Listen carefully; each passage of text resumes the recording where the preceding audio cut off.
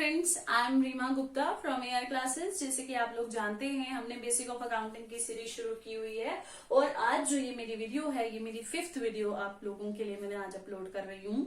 Likewise जैसे हमने ये अकाउंटिंग की वीडियो सीरीज स्टार्ट की है, इसी तरह आज इकोनॉमिक्स की वीडियो सीरीज भी स्टार्ट हो रही है, जो कि मैं ही आप लोगों को पढ़ाऊंगी। आप लोग जरूर उन वीडियोस को भी देखना और ऐसा ही प्यार देना जैसे आप इस वीडियो के लिए दे रहे हो।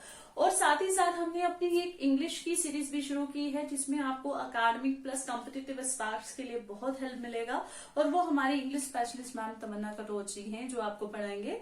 आप जरूर वो वीडियोस देखो और विदाउट एनी हेजिटेशन इंग्लिश बोलो और घर बैठे ही, विदाउट आपको कहीं जाने की जरूरत नहीं है, आप घर बैठे ही एक अच्छी स्पोकन इंग्लिश सीख सकोगे। अदरवाइज आपको कॉम्पिटिटिव के लिए बहुत हेल्पफुल रहेगी। तो आज का टॉपिक हमारा बेसिक ऑफ अकाउंटिंग का 5th वीडियो हम अपलोड कर रहे हैं। कल जैसे मैंने आप लोगों को एसेट्स और उसके टाइप्स कराए थे, आज हम डिस्कस करेंगे लायबिलिटीज एंड इट्स टाइप्स। जैसे एसेट्स इंपॉर्टेंट है, वैसे लायबिलिटीज भी उतनी ही इंपॉर्टेंट रहती है। लायबिलिटीज का मतलब क्या होता है? लायबिलिटीज का मतलब होता है, जैसे एक बिजनेसमैन है, जब वो बिजनेस कर रहा है तो वो प्रॉपर्टीज तो लगाता है बिजनेस में, साथ साथ उधार भी उठाता है। तो जो उसके उधार होते हैं दैट इज लायबिलिटीज। तो लायबिलिटीज अगर उधार है तो वो बिजनेसमैन का क्या बन जाएगा? रिस्पॉन्सिबिलिटी बन जाएगी, क्योंकि उसको वो पे करना है तो उसकी वो रिस्पॉन्सिबिलिटी है। एक अच्छा बिजनेसमैन हमेशा लायबिलिटी को रिस्पॉन्सिबिलिटी समझ के चलता है। ऐसा नहीं कि लायबिलिटीज लगा और करते गए और उसको पे नहीं किया तो वो फिर साउंड बिजनेसमैन नहीं होता। तो इसीलिए हम इसको डिस्क्राइब कर सकते हैं कि liability is the responsibility of the business. अब लायबिलिटीज रिस्पॉन्सिबिलिटी है क्योंकि ये एक ऑब्लिगेशन रहती है जो आपको पे करनी है after a certain period of time. Time of period ये रहेगा, साल के बाद भी दे सकते हैं, 2 साल के बाद भी, 5-6 साल के बाद भी, डिपेंड करता है लायबिलिटी किस तरह की है। तो मुझे होप है कि आपको ये समझ आ गया होगा। लायबिलिटी क्या है? उधार, बिजनेस का उधार, जो उसकी रिस्पॉन्सिबिलिटी है, जो उसको पे करना है, लेकिन after a certain period of time. अब आ जाती है टाइप्स पे। सबसे पहली टाइप आ गई आपकी फिक्स्ड लायबिलिटी। नाम से ही पता चलता है, कुछ उधार बिजनेसमैन के ऐसे होते हैं जो फिक्स्ड होते हैं। लाइक उसने कोई लोन लिया है, 8-10 साल का लोन लिया है, जो 8-10 साल के बाद तक पे कर सकता है। वो मतलब 8-10 सालों के अंदर अंदर पे कर सकता है। तो वो लायबिलिटीज जो लॉन्ग टर्म के लिए होती हैं, जो लॉन्ग पीरियड ऑफ टाइम तक वो पे कर सकता है, उसको बोलते हैं फिक्स्ड लायबिलिटीज। लाइक सबसे इंपॉर्टेंट एग्जांपल, कैपिटल। पैसा लगाया है, उस पैसे को लगाने के लिए उसने कहीं कहीं से लिया होगा, कुछ खुद से लगाया, कुछ मार्केट से लिया, कुछ रिलेटिव से लिया, तो उसको खत्म करने के लिए एक लंबा समय उसको मिल जाता है, इसीलिए इसको हम फिक्स्ड लायबिलिटी बोलते हैं। किसको? कैपिटल को। उसके साथ ही लॉन्ग टर्म लोन्स, अगर लंबे समय के लिए कोई लोन्स लिए हैं, उसको भी हम क्या बोलेंगे? Fixed liabilities. फिक्स्ड लायबिलिटीज के बाद आज जो सेकेंड टाइप होती है करंट लायबिलिटीज। करंट मैंने बताया था कल भी, करंट एसेट जैसे होते हैं वैसे ही करंट लायबिलिटीज होती है।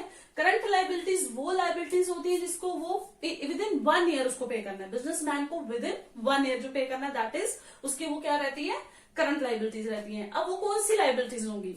लाइकवाइज मैंने आपको बताया था ना एसेट में कि इसमें जो करंट एसेट्स होते हैं उसको हम 1 साल के अंदर अंदर कन्वर्ट करते हैं कैश में। उसी तरह करंट लायबिलिटीज वो लायबिलिटीज होगी जो 1 साल के अंदर अंदर आपको पे करनी है, that is paid with in 1 year. Likewise sundry creditors and short term loan. जब भी आपको ये वर्ड लिखा हो ना शॉर्ट टर्म, तो शॉर्ट टर्म से ही समझो कि 1 साल की बात हो रही है इसमें, ठीक है। तो शॉर्ट टर्म लोन्स और सन्ड्री क्रेडिटर्स, मैंने आपको पहले भी बताया है, क्रेडिटर्स वो पर्सन होते हैं जिसको बिजनेसमैन ने पैसे देने होते हैं। साल के अंदर अंदर जिसको भी उसने पैसे देने हैं पर्सन को, वो उसके क्या है?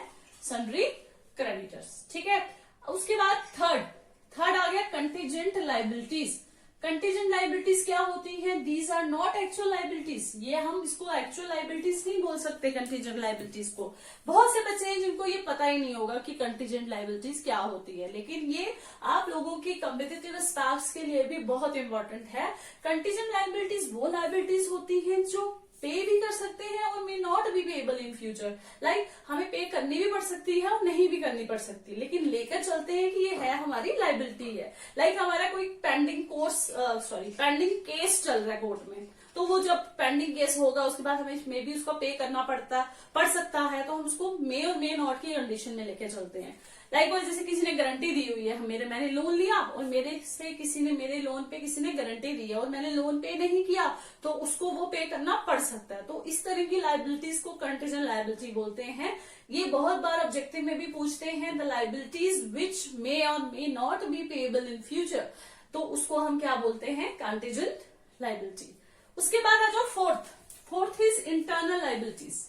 इंटरनल और एक्सटर्नल, वैसे आप इसमें 3 ही टाइप्स आप इसको कंसीडर करते हो, ये जो 2 हैं ये पता होना चाहिए, इंटरनल और एक्सटर्नल, ये तो नाम से भी पता चल जाता है। इंटरनल का मतलब जो बिजनेस एंटरप्राइज ने अमाउंट ली है टू द ओनर्स, मतलब amount owed by the business enterprise to the owners. और एक्सटर्नल हो गया amount owed by the business enterprise to the outsiders, like जैसे क्रेडिटर्स हो गए, वैसे हो गए किसी से कोई चीज परचेज की है। तो इंटरनल एक्सटर्नल का मतलब ज्यादा मुश्किल तो नहीं है, इसीलिए मैंने आपको इन ब्रीफ फॉर्म में ये बता दिया। इंटरनल लाइबिलिटीज वो हो गई जो own by the business enterprise की जाती है टू द ओनर्स और उसमें टू द आउटसाइडर्स।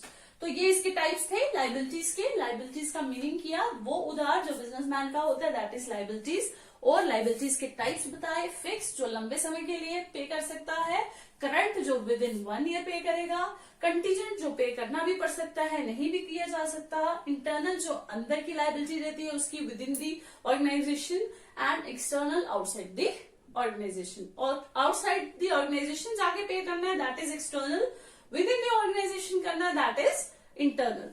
तो ये था हमारा आज का ये topic, types of liabilities and types of liabilities. इससे हमारा ये लाइबिलिटीज एसेट्स का टॉपिक भी कवर हो गया। इसका डिफरेंस मैं इस वीडियो के लास्ट में दे दूंगी, आप इसको अच्छे से पढ़ना। अभी तक आप हमारी 5 वीडियोस हो गई हैं बेसिक्स ऑफ अकाउंटिंग की, एंड देन 5 वीडियोस और अपलोड करूंगी आप लोगों के लिए, जिससे आपका बेसिक बिल्कुल स्ट्रॉन्ग हो जाएगा। उसके अलावा आप हमारी बाकी वीडियो जरूर देखना। अगर आपको कोई भी इंडिविजुअल कोचिंग की जरूरत है, अगर आपको मेरी कोई गाइडेंस की जरूरत है, मैं फ्री ऑफ कॉस्ट आपको वो प्रोवाइड कर दूंगी गाइडेंस, उसमें कोई कॉस्ट नहीं रहेगी। आप पढ़ सकते हैं, हमारे ऑफलाइन ऑनलाइन बैचेस भी होते हैं, लेकिन अभी ड्यू टू सम ये लॉकडाउन की वजह से थोड़ा शॉर्टलिस्ट हो गया ये चीज को, लेकिन हम पढ़ाते हैं, आप हमारे से बात कर सकते हो। और हमारा चैनल सब्सक्राइब कीजिए ताकि आपको जितनी भी हम सीरीज शुरू करें आपको वो मिले। Thank you so much.